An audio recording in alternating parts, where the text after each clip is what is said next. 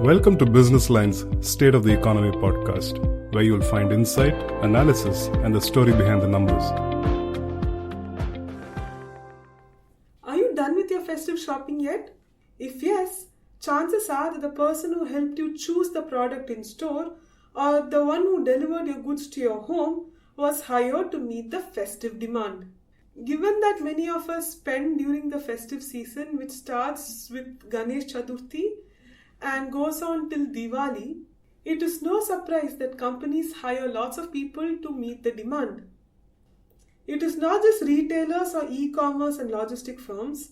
Companies across sectors tend to hire workers during the season. Given that Diwali is just around the corner, it is a perfect time to talk about this interesting hiring trend. And that's exactly what we're doing in this episode of the State of the Economy podcast. I am Nivedita and welcome to the podcast. In this episode, I talk to Kartik Narayan, CEO Staffing at TeamLease Services Ltd, to know more about festive hires and what factors that influence it. Listen in. Thank you so much for joining us today, Kartik.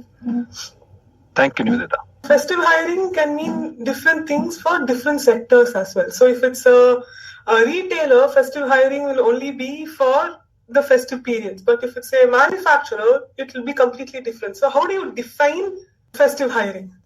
Nivedita, I think it's definitely a very broad term, no doubt about it. And you're right, it means different things for different people. But typically, the festive period, and let's say, for example, in this particular case, the retail part of it, starts anywhere actually from August 15th, which is the Independence Day, and concludes right till, I would say, somebody would stretch it till Diwali for sure, but even till Christmas. If you look at India, then it's the festive period is all throughout. The broad understanding when we say for retailer, it is typically from an August 15th, then, Ganesh Chaturthi, Onam, etc. and all that, then Navratri, and then ending pretty much by Diwali. So that's really the understood.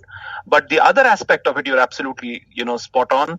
Let's say from a manufacturing perspective, I think it's extremely important for them to be able to forecast, saying what can be the anticipated demand going into this festive season, and hence their hiring begins at least a couple of months before the festive season. So you can fairly assume that what is understood as festive season pretty much is, from a financial year perspective, Q2 and Q3, which is July, August, September, October, November, December.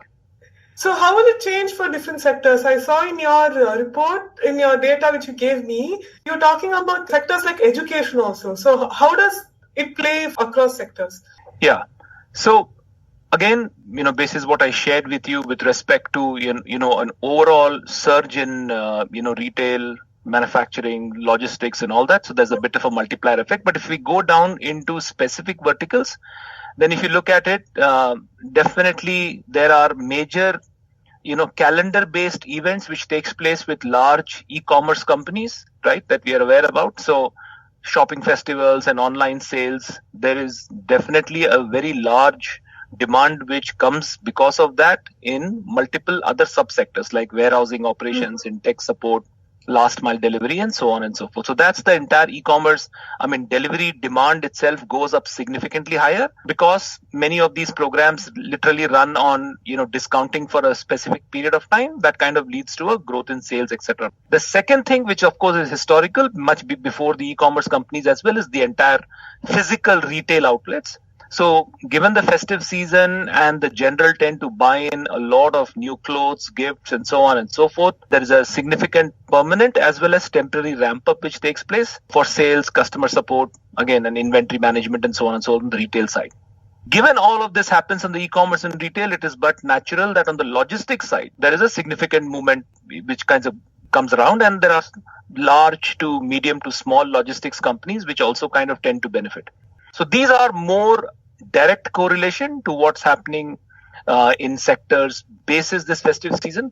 The indirect ones, and the one you refer to as education, is really starts happening, let's say, from a banking finance perspective. So what we see is there is expectation-based hiring, which takes place because a lot of folks go on to take, additional credit cards, personal loans, home loans.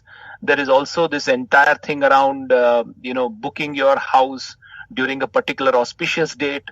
right? So you see an uptick for all financial products and services as well. So banking finance, we see hiring also going up.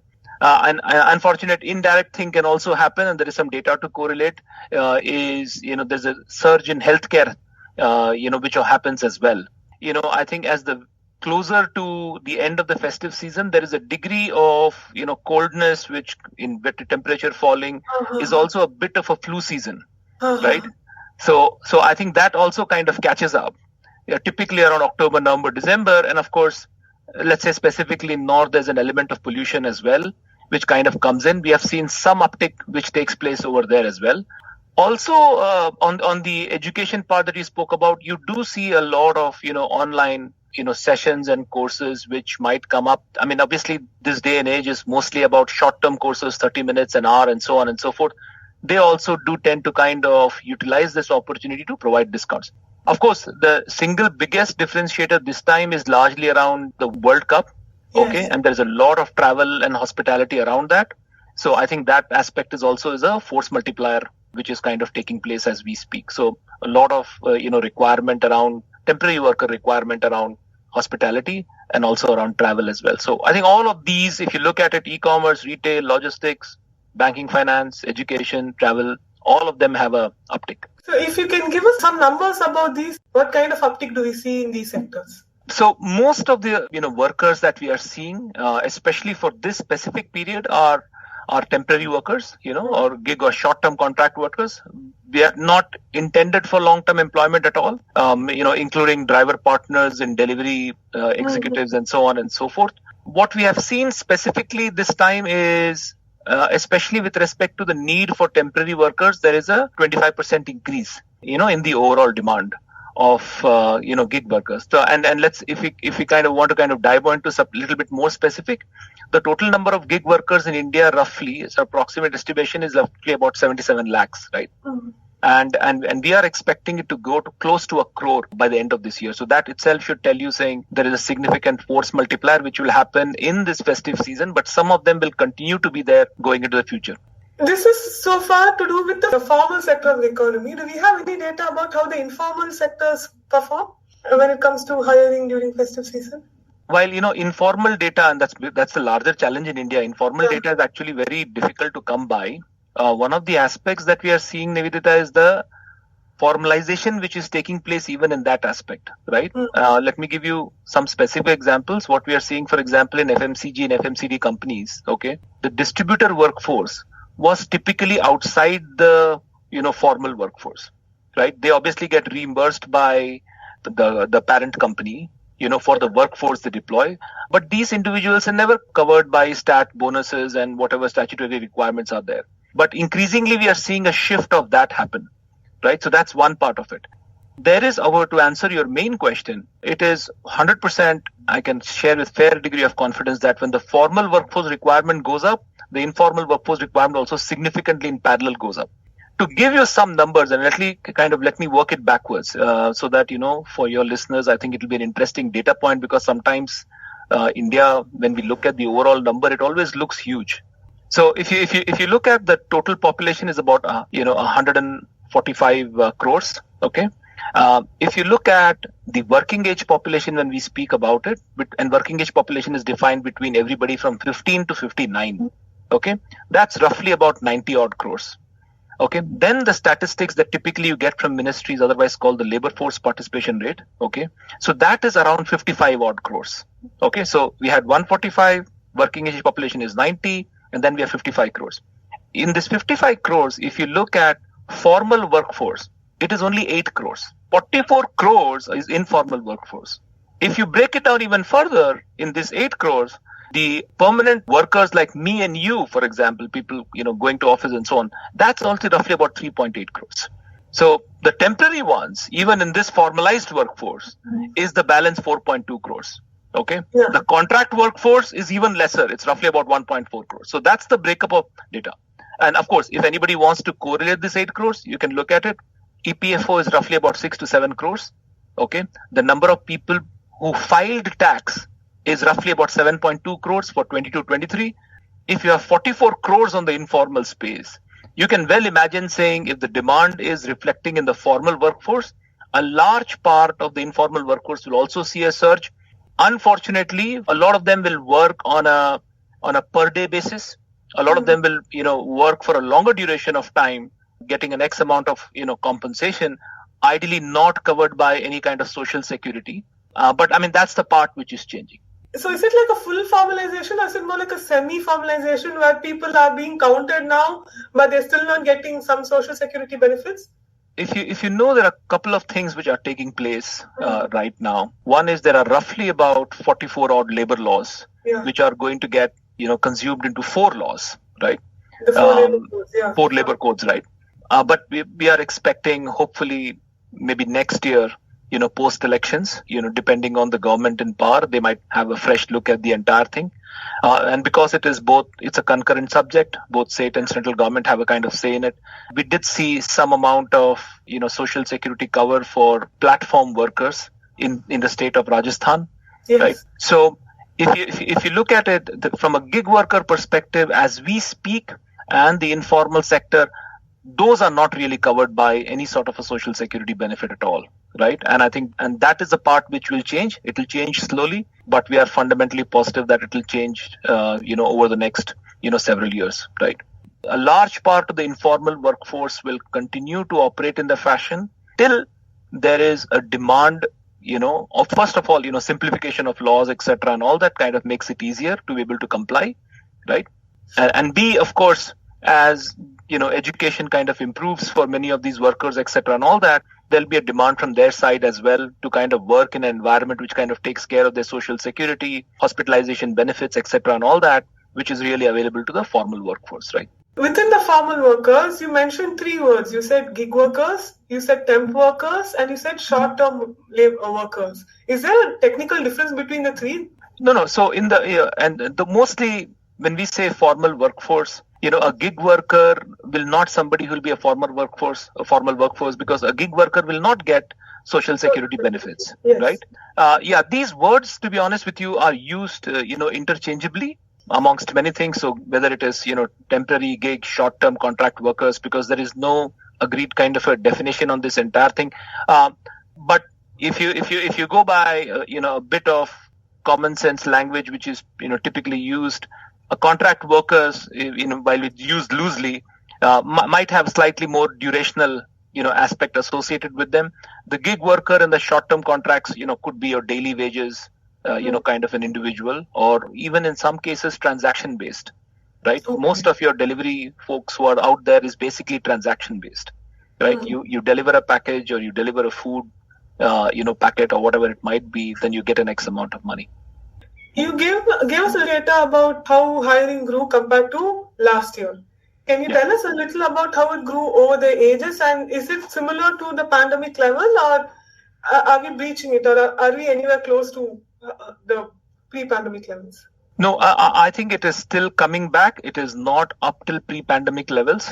And in my view, I think this will be the base year. Hopefully by next year, things will come up as well. I think one of the other aspects, to be transparent with you, Nivedita, and this is basis my conversation with leaders in most FMCG businesses, etc., and all that. India, at least this year for H1, has got divided into states which have had excess rainfall and states which have actually had drought, right? So if you really look at it, the north and east got separated from the south and west in some fashion. Karnataka, where we are situated, has a major water crisis. North in the other side, has slightly more unseasonal. So this has had direct impact. So for example, to give you just one insight, if there is 2 weeks of rains which take place in any city or state, it directly impacts the sale of air conditioners and fans, right? Yeah. And therefore that becomes like a cascading effect. What we have seen is even the H1 was slightly subdued for many FMCG companies, though there was some benefit of commodity prices easing up, etc., and all that, but those have not really got translated into higher sales.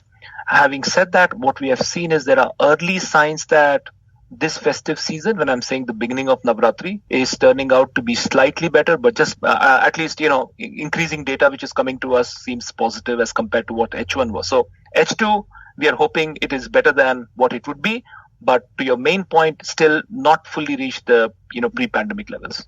The demand for employees is there in Tier 1 cities expected. Chennai, Mumbai, Delhi, Kolkata, and places like Bangalore are going to need gig workers. What I found really interesting that Tier 2 cities and Tier 3 cities also had huge demand. Can you tell us more about that?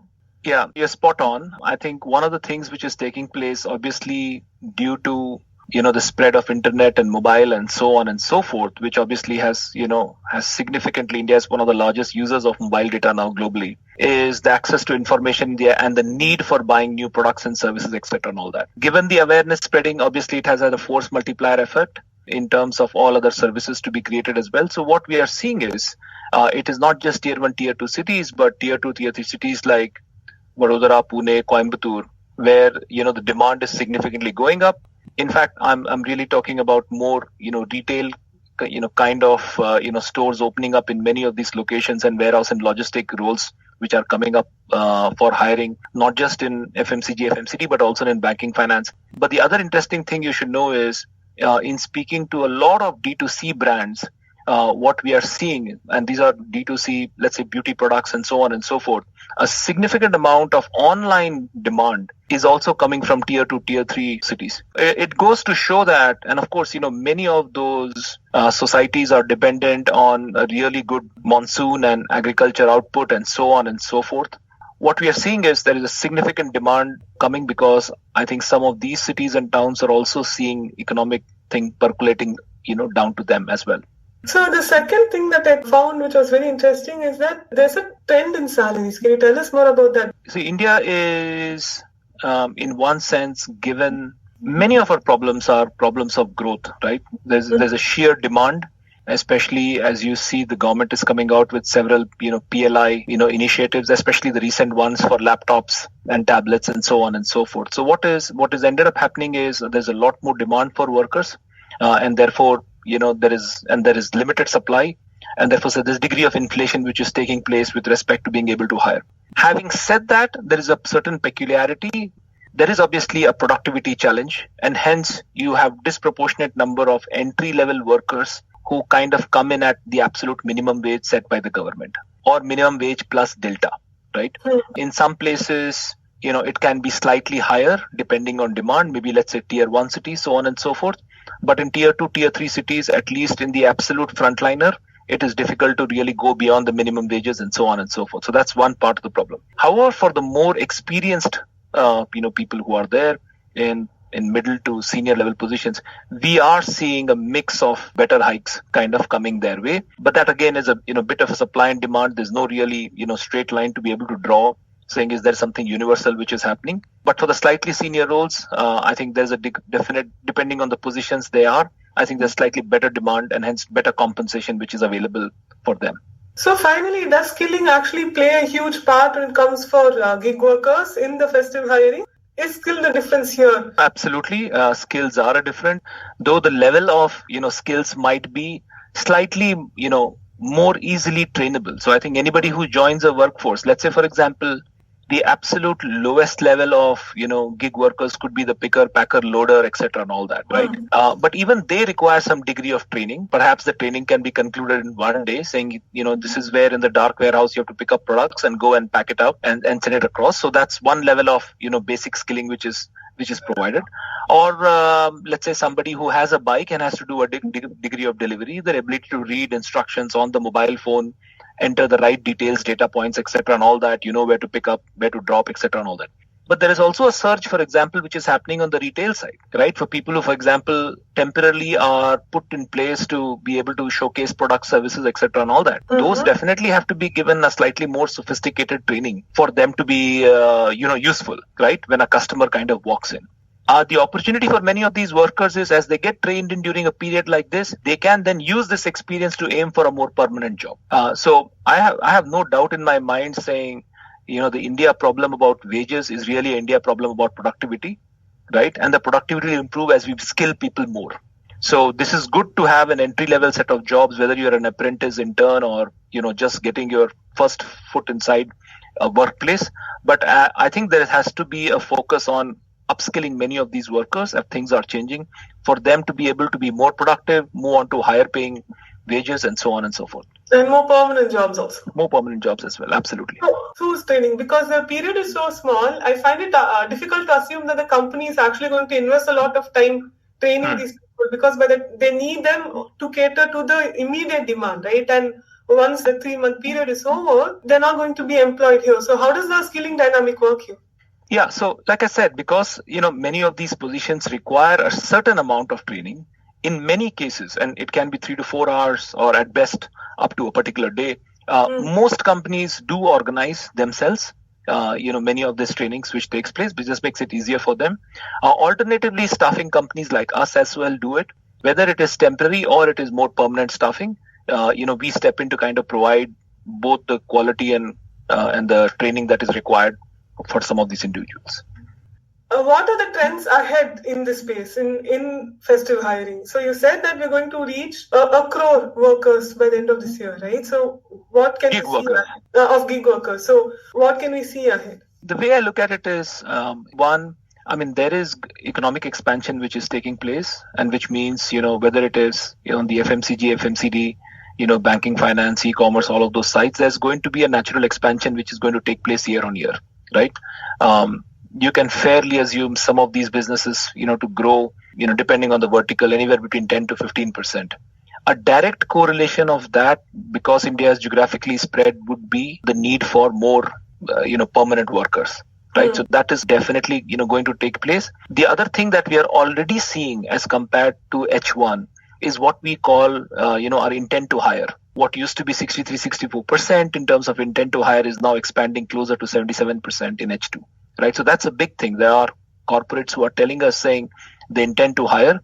And that's a sentiment thing that we kind of do every 6 months for us to kind of understand, saying what is going to be the trend going forward. So it's an overall positive trend. Then we know that it's going to have a significant effect, and therefore, we kind of work backwards to kind of make it. I think the third part of it will be, because again, the complex nature of, business and the ups and downs which can affect, any economy, the need for gig workers is going to be, a more permanent thing. Right. I think it's both an opportunity, because it allows for a large part of workforce which is entering for the first time to quickly be able to get some experience for themselves. I know that it is in some sense not the most preferred way to kind of get onto a job, and it could have some social stigma around it as well. But in reality, if it is enhanced by some model of apprenticeship, for example, for the more permanent workforce, or it is enhanced by some degree of skilling, etc. and all that, I think it's a good model for a lot of corporates to kind of be able to hire people. Do we have any data about it? How successful is the transfer ratio? What we have seen is a couple of things taking place, and therefore it has to be understood in its particular context. See, the contract workforce attrition is really high, right? So that you have a sense, it is on a monthly basis, it's anywhere between 8 to 10%. Depending on, the business. Maybe some of the other businesses are 5 to 6%, which means what? It means in a year, literally some businesses have all workers who are new on a rolling 12-month basis, right? Or at least 60 to 70% of the workers go away. I think the festive season gives opportunity to a lot of corporates and businesses to have a look at new talent which has kind of joined their workforce. If some of them show promise, the moment attrition takes place, they get permanent roles. Let's say a company has 100 people and they hire 30 who are gig workers.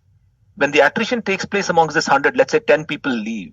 Out of these 30, if there are 10 who are really smart, they get the first opportunity to kind of join the workforce in a permanent workforce.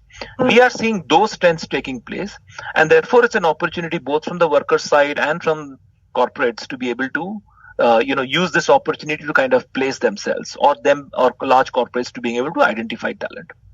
We are in a once in a lifetime kind of a economic situation in India, right? And which means that the sheer amount of open positions is always much more than what the supply is at all points in time. I mean, I've been in the staffing industry for a year now. I have not seen a situation where the supply is higher than the demand. The supply is always lagging, and there is enough roles out there, permanent roles out there, but there are not enough skilled people to kind of fill these positions, which means the opportunity for a person who has gained a 3 months experience or a 6 months experience suddenly enhances dramatically, right? For him to be able to maneuver himself and go and place himself in another organization role. The moment he has some sort of a resume which says 6 months working in a retail store, that goes up. What is the challenge then? I think the challenge is very peculiar, which is not so much probably with the entry level, but maybe it's coming through as well. When people get, a little bit of experience in a particular sector or industry, somewhere their fungibility starts going down. It should not happen, but it does happen, which means that, let's say somebody who's doing banking finance sales, either by personal choice or because he gets opportunities like that, continues to be in banking finance. Somebody who's an in-store promoter, right, for mobile products or other goods, like white goods and so on and so forth, continues to get opportunities like that, right? So one part of the problem is there opportunity, and can these gig workers go into other companies? Absolutely yes, but those opportunities can get limited to the kind of experience you get, because I think the movement outside of it to other businesses seems to be limited as we speak. And perhaps upskilling and skilling in itself can play a role in making people more fungible, right? Because they are really not high-end skills. So it should be possible, theoretically at least, for some of these workers to be able to work across industries. Okay, thank you so much for joining us today and giving such good clarity about the topic at hand. Fantastic, Nivedita. Nice talking to you.